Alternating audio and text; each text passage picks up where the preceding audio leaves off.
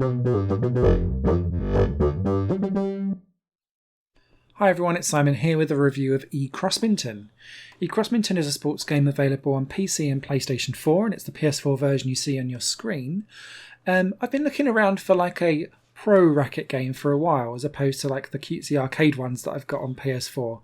But there's not much choice, and I've not seen many good reviews on any of them, so I thought I'd take a really random punt on eCrossminton whilst it was 50% off on sale. And I've been pleasantly surprised. It's got quite a few unique mechanics to it, and they're not necessarily down to the sport itself. Crossminton is basically badminton without the net. So instead of having a net that divides the playing court and you need to make sure that you smash the shuttlecock down on the other side so that it hits the floor and it's like a point to you, you'll be defending your square instead. And because shuttlecocks don't bounce, it means that the return of play can be very, very quick compared to tennis. However, there's a couple of really interesting gameplay mechanics that eCrossminton puts into play that makes it feel quite unique. The first one is that although you've got 4 face buttons that will let you do 4 different shots, like a lob, a smash, like a high and a low back. I can't think of the proper professional word for those. They are done on a press and hold timing rhythm. So as someone is hitting the shuttlecock towards you, you need to choose quite early what your shot is going to be, and then press and hold and then release as it comes towards you. Now it'll give you a little arc of where you need to stand, and you'll need to move into that position, but you'll need to have already started basically pressing stuff as you're making your way over to it to release when it hits. And it means that you're thinking ahead and planning your action, because the rhythm is the let go for the hit back rather than the press of the button to hit the ball, as you would do in tennis games. I hope that makes sense the way how I'm explaining it, because it took me a while to get my head around this way of gameplay. And because when you're letting go, you're also holding a direction button where you want something to go to, you're kind of having to think things in a slightly different order compared to what you've normally been programmed to do with tennis games and the like. So just be aware of that when you come in. It takes a bit of a learning curve to get used to it to begin with. So that's all quite interesting, actually, because if you get a perfect timing, it means that the shuttlecock will go across quicker, and it will usually go actually a little bit further in terms of distance from where you may think that it will actually go. If you mistime it, it may fall short. It may not really go in the direction that you want it to go into. And if you're really poor and you've just caught like the edge of it, then you get a fail and it will fly off into the crowd, and that'll be that. The second mechanic that's really interesting is that your characters have stamina meters, and if you keep on smashing the shuttlecock back to your opponent, they are high energy inputs, so your character gets knackered as it does more and more and more. And if you don't look after your character well enough, then they'll get to the point where they're too knackered to basically run, and then they'll just like pathetically walk to where they need to go, and you can't recover that energy back.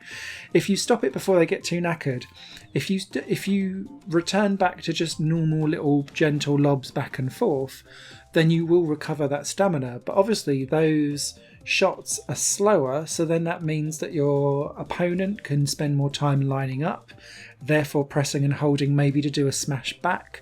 And if you aren't able to then return a smash back, then it means that you're on your back foot.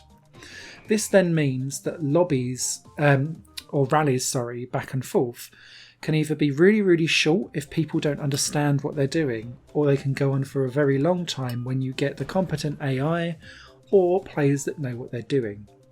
And that's because where the square area is quite small, you can pretty much move everywhere.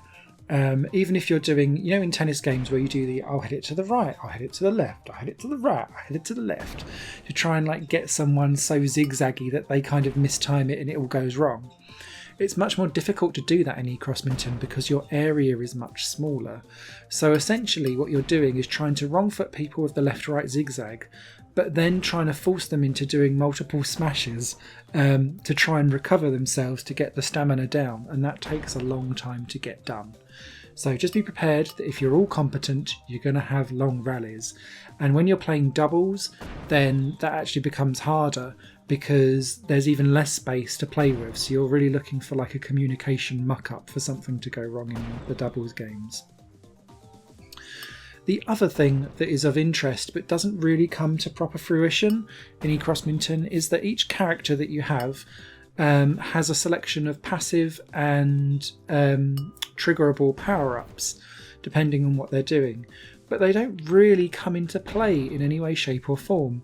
Some of them might be that they'll be able to do like a couple of smashes and like really go like 150% speed on some of those, which can be really handy for if you're gonna try and do like a smash serve and catch someone out. But then they often have a downside where it will take away so much of your energy that you'll then be stuck. So it's like a one-hit wonder, and if you get it wrong, then actually you're going to lose the point instead.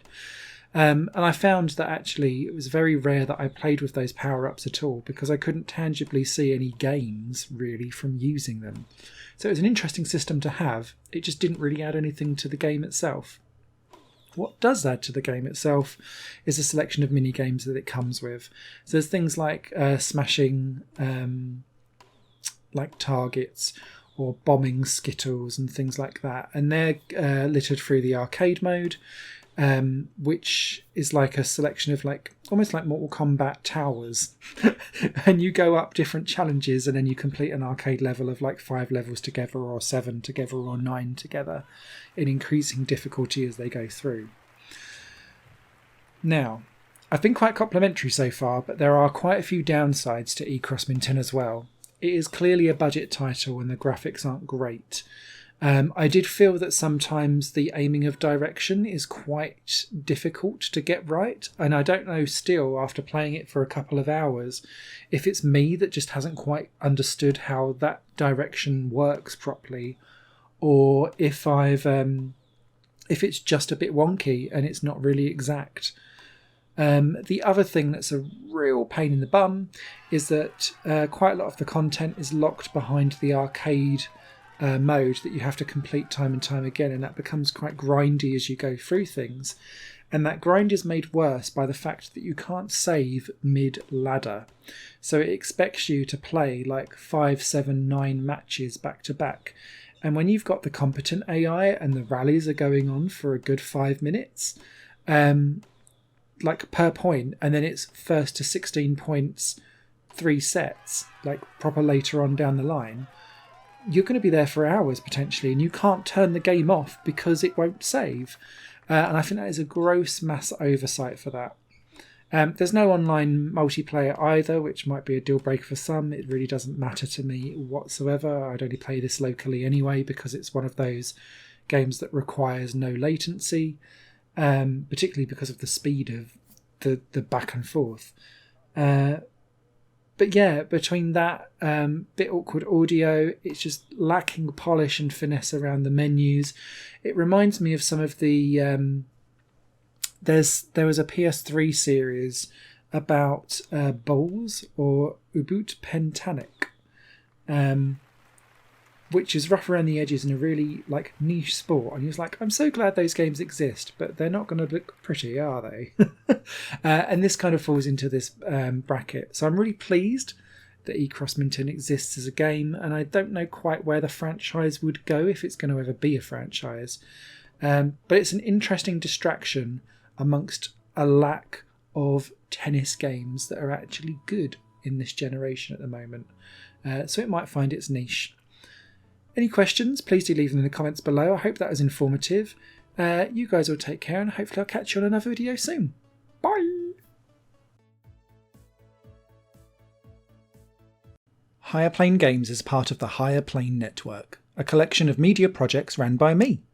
If you like what you see and want to find out more, visit patreon.com/Higher Plane Network. Your support can make so much more possible, be that a like, a comment, a share, or a pledge. Thanks for watching.